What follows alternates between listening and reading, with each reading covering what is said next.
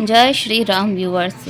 आज का टॉपिक है कि भरत को पता चला कि इसमें माता कैकेयी का कोई दोष नहीं है।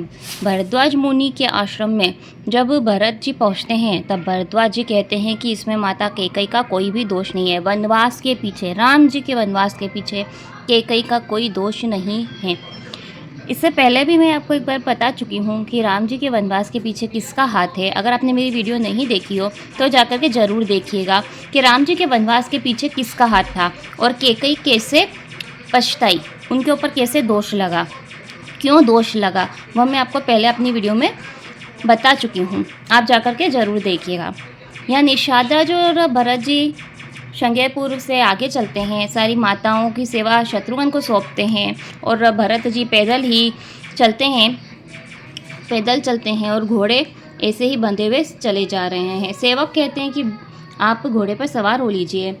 तब भरत जी कहते हैं कि राम जी पैदल चल रहे हैं और हमारे लिए रथ घोड़े हाथी बनाए गए हैं। मुझे तो उचित था कि मैं सिर के बल पर जाऊं। सेवक का धर्म सबसे कठिन होता है। भरत जी की दशा देखकर मधुर वाणी सुन करके सेवकगण गलानी के मारे मरे जा रहे हैं। तीसरे पर प्रयाग पहुँचते हैं। प्रेम में उमंग कर सीताराम सीताराम कहते हुए इसी प्रकार से चले जा रहे हैं भरत जी। उनके पाँवों में फफोले हो जाते हैं, ऐसे चमक रहे हैं कमल की कली पर उसकी बूंदें चमकती हों। भाजी पैदल चल कर आए हैं, यह सुनकर सारा समाज दुखी हो गया। त्रिवेणी में आकर के उन्होंने प्रणाम किया और श्वेत श्याम जल को देख करके, दान दे करके ब्राह्मणों का सम्मान किया। इस प्रकार से श्री रामचंद्र जी ने त्रिवेणी में से, जहाँ अभी प्रयागराज का मेला लगा हुआ था, महाकुंभ का मेला था प्रयागराज में, वहाँ पर भरत जी जाते हैं और वहाँ त्रिवेणी में प्रणाम करते हैं। और देखिए आगे क्या मांगते हैं। त्रिवेणी से कहते हैं कि आप अपना धर्म छोड़ करके मैं आपसे भीख मांगता हूँ। दुखी पुरुष कौन सा कुकर्म नहीं करते हैं, ऐसा हृदय में जानकर सुदानी लोग संसार में याचकों की प्रार्थना को सफल करते हैं। मुझे न धन की इच्छा है, न धर्म की, न काम, न मोक्ष चाहता हूँ। जन्म जन्म में राम जी के चरणों में मेरा प्रेम और यही वरदान चाहता हूँ, दूसरा कुछ भी नहीं। श्री राम जी चाहे मुझे भले कुटिल समझे, लोग चाहे मुझे गुरु स्वामी द्रोही कहें, परंतु मुझ में सीताराम जी के चरणों में प्रीति आपकी कृपा से दिनों दिन बढ़े। इस प्रकार से त्रिवेणी जी के जल में खड़े होकर भरत जी इस प्रकार से प्रार्थना करते हैं और उनकी प्रार्थना सुन करके त्रिवेणी में से आनंद मंगल देने वाली मधुर वाणी होती है कि हे तात भरत, तुम सब प्रकार से साधु हो, राम जी के चरणों में तुम्हारा था प्रेम है, तुम अपने मन में व्यथा ही गलानी मत करो, राम जी को तुम्हारे समान कोई प्रिय नहीं है। त्रिवेणी के अनुकूल वचन सुनकर भरत जी का शरीर पुलकित हो, हृदय में आनंद हो गया। भरत जी को धन्य धन्य कहते हुए देवताओं आकाश से फूलों की वर्षा कर रहे हैं। तीर्थराज प्रयाग के निवासी वानप्रस्थ ब्रह्मचारी गृहस्थ सन्यासी 10-5 मिलकर के आपस में कहते हैं कि भरत जी का प्रेम और शिल्प पवित्र और सच्चा है। इस प्रकार से भरत जी मुनीश्वर भरद्वाज जी के पास आते हैं। भरत जी को दंडवत प्रणाम करते हुए देख करके मुनि ने अपना मूर्तिमान सौभाग्य समझा। भरत जी को बड़ा ही संकोच हो रहा है कि अब मुनि कुछ मुझसे पूछेंगे तो मैं उन्हें क्या उत्तर दूंगा, कैसे कहूँगा, क्या कहूँगा। तब उन्होंने दौड़कर भरत जी को उठाकर छाती से लगा लिया, आशीर्वाद देकर करतार के आसन दिया और सिर नवाकर बैठ गए। मन में बड़ा ही सोच है कि मुनि कुछ पूछेंगे। तो ऋषि भरत जी के शील और संकोच को देखकर कहते हैं कि हे भरत सुनो, हम सब हाल सुन चुके हैं। विधाता की करतूत पर कुछ भी वश नहीं चलता है। माता की करनी समझकर अपने जी में गलानी मत मानो। हेतात कैकेयी का कोई दोष नहीं था, उनकी बुद्धि सरस्वती बिगाड़ गई थी।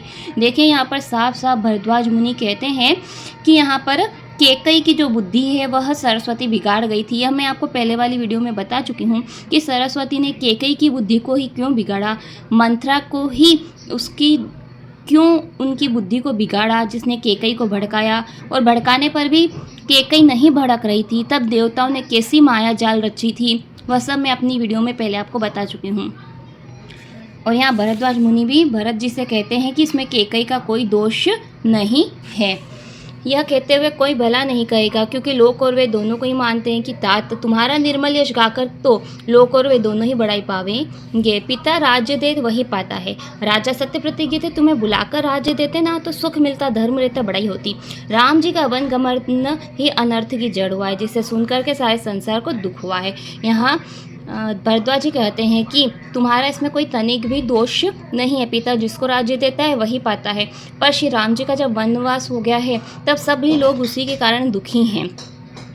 इसमें रानी कुचाल करके अंत में पछताई। इसमें तुम्हारा कोई तनिक भी अपराध बतावेगा तो वह नीच है, मूर्ख है और दुष्ट है। तुम राज्य करते ना, तुम्हें दोष नहीं होता, राम जी को सुनकर संतोष ही होता है। भरत, अब तुमने बहुत ही भला किया है, तुमको ऐसा ही करना उचित था। जगत में रामचंद्र जी के चरणों में प्रेम होना ही संपूर्ण आनंद मंगल का घर है। देखिए, अगर आप भी अपने जीवन को आनंद मंगलों से भरना चाहते हैं तो राम जी के चरणों में प्रेम कर लीजिए, राम राम जपिए। राम जी तुम्हारे धन, जीवन और प्राण है, तुम्हारे समान बड़भागी और कौन है तुम्हारे लिए अचरज की बात नहीं है, क्योंकि तुम दशरथ जी के पुत्र हो और राम जी के भाई हो। हे भरत सुनो, राम जी के मन में तुम्हारे समान प्रेम पात्र दूसरा कोई नहीं है। लक्ष्मण, राम जी सीता जी की उस दिन अत्यंत प्रेम से संपूर्ण रात्रि तुम्हारी बड़ाई करते हुए बीती थी। प्रयाग में स्नान करते हुए जब भरद्वाज जी के आश्रम में राम जी पहुँचते हैं, तब राम जी और भरद्वाज जी आपस में चर्चा करते हैं। तब रामचंद्र जी भरत जी के शील स्वभाव का वर्णन करते हैं। कहते हैं कि मुझे भरत के समान कोई प्रिय नहीं है। वह रामचंद्र जी की बड़ाई नहीं है, क्योंकि वे शरणागत के कुटुंब का पालन करते हैं। हे भरत, मेरा मत तो ये, तुम तो मानो साक्षात शरीरधारी श्री राम स्नेही हो। हे भरत, तुम्हारे लिए कलंक है पर हमारे लिए तो उपदेश है। श्री राम भक्ति रूपी रस के लिए, सिद्धि के लिए समय बड़ा ही शुभ हुआ है। इसी प्रकार से भरद्वाज मुनि और भरत जी के बीच में आपस में चर्चाएं होती है और भरत जी का जो डर होता है वह डर दूर होता है। अब भरद्वाज मुनि कहते हैं कि अब हमारे आश्रम में रुकिए। तब भरद्वाज मुनि, देखिए, मुनि जो तपस्या करते हैं ना, उनके पास बहुत सी रिद्धि सिद्धियाँ होती हैं। वह अपने लिए यूज़ नहीं करते हैं, अपने भोग विलासों के लिए यूज़ नहीं करते हैं।